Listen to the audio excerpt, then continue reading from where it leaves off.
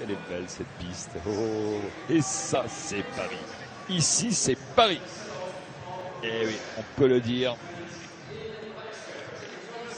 Et la finale, la petite finale de la poursuite individuelle homme. Ouais. Julien Maurice. Médaille de bronze avec Julien Maurice face au Russe Serov. Julien qui a réalisé le 4e temps des qualifications. Un peu moins de 6 dixièmes entre Julien et Serov. C'est jouable. Cette médaille de bronze.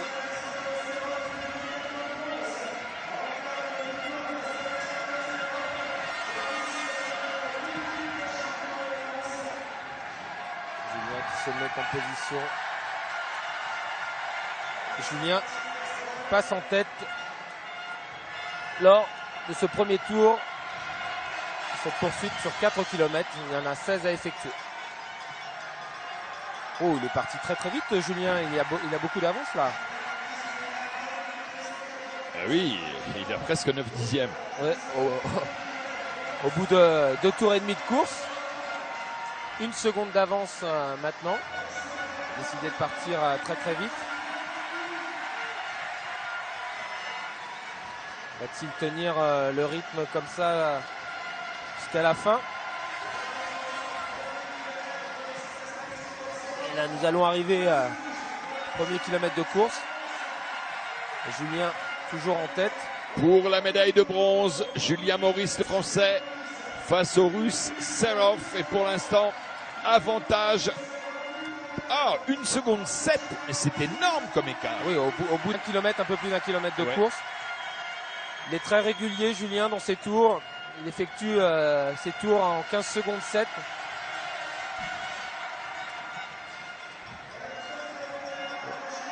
Il enchaîne les tours au 10e près. 15-6. Nous sommes à 2500 mètres de l'arrivée et Julien possède 1 seconde et demie d'avance sur Serov.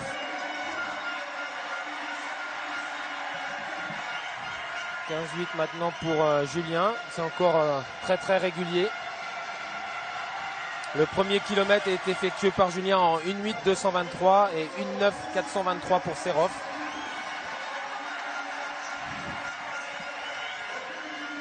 Une seconde 4 d'avance pour Julien. 1 seconde 4, 2125 mètres de course. Il y a au total, rappelons-le, 4 km et l'avance qui continue d'augmenter. 1 seconde 3 maintenant. Il ne faiblit pas. Julien Maurice, il a établi un tableau de marche à un niveau vraiment très élevé. Et pour l'instant, il le respecte. Il tourne toujours en 15-8 au tour. Il est très régulier. 1 seconde 3 d'avance sur Serov. Au 2 km, Julien est passé en 2:11:269. Serov 2:12:676.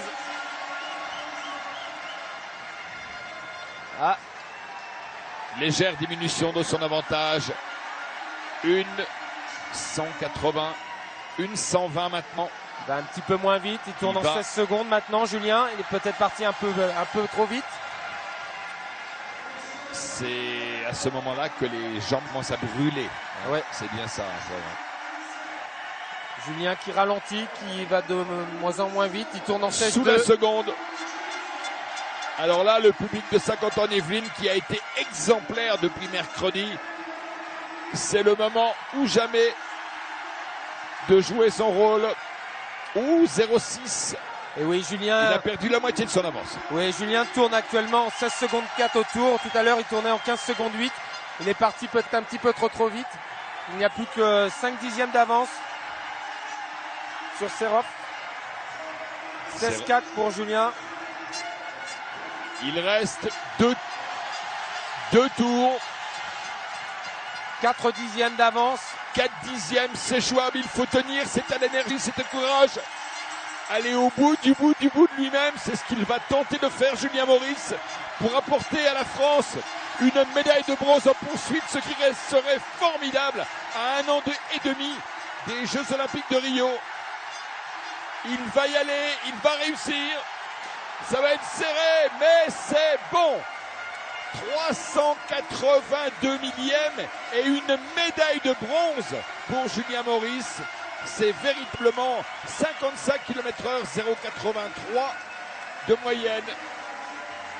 Et c'est la renaissance pour la France de la poursuite.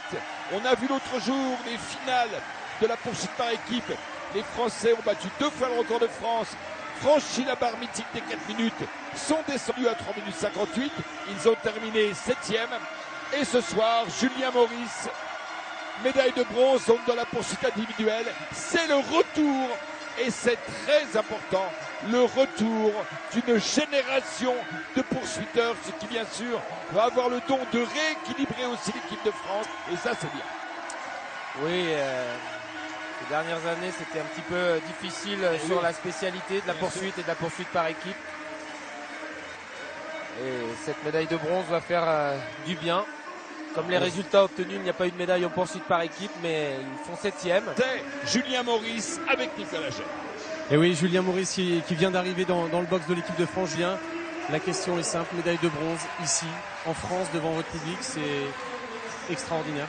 C'est extraordinaire, c'est vrai qu'elle a une saveur toute particulière ici dans le Vélodrome de Saint-Quentin, qui est quasiment comble avec un public très chaud qui est derrière ces athlètes.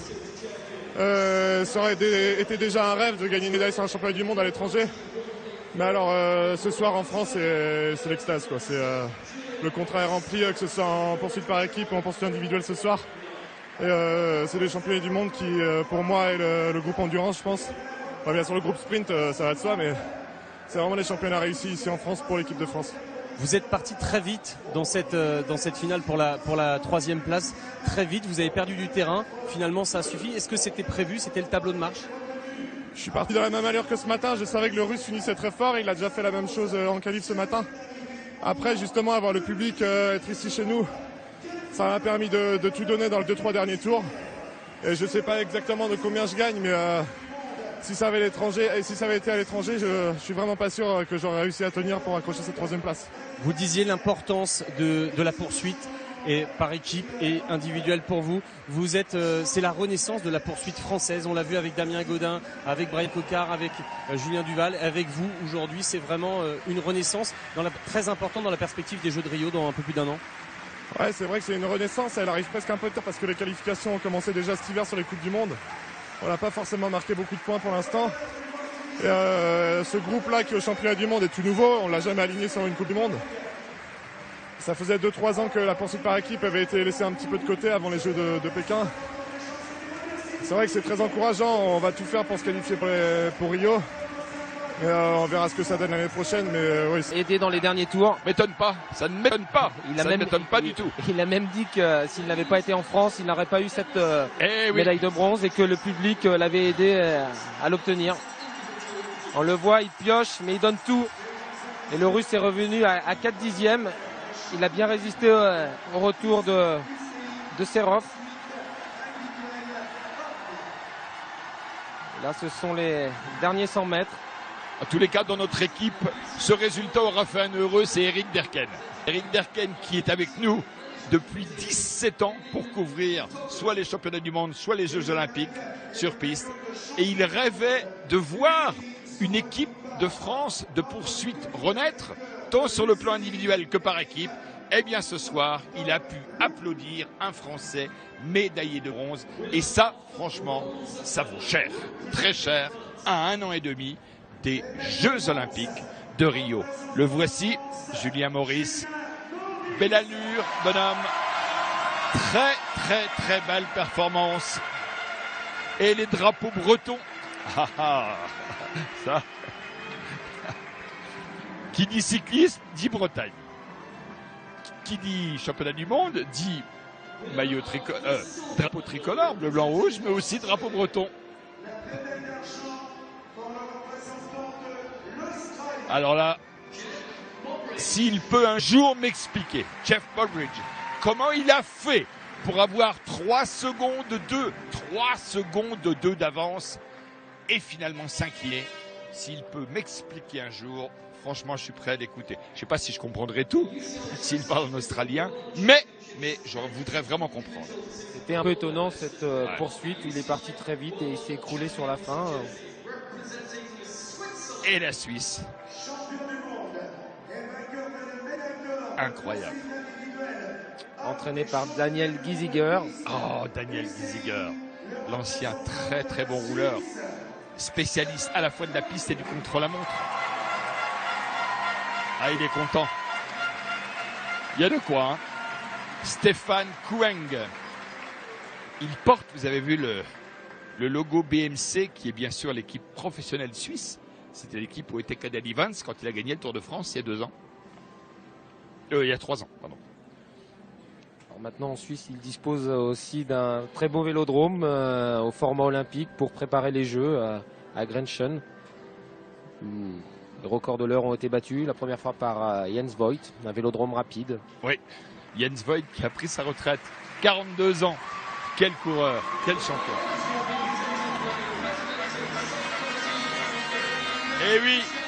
Eh oui, mon cher Stéphane Koueng, il y a comme ça dans la vie.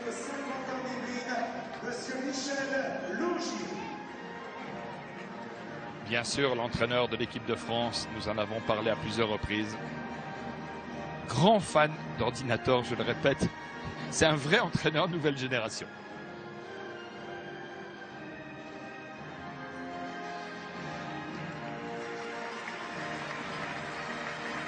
Nous allons entendre l'hymne de la Confédération helvétique, l'hymne de la Suisse.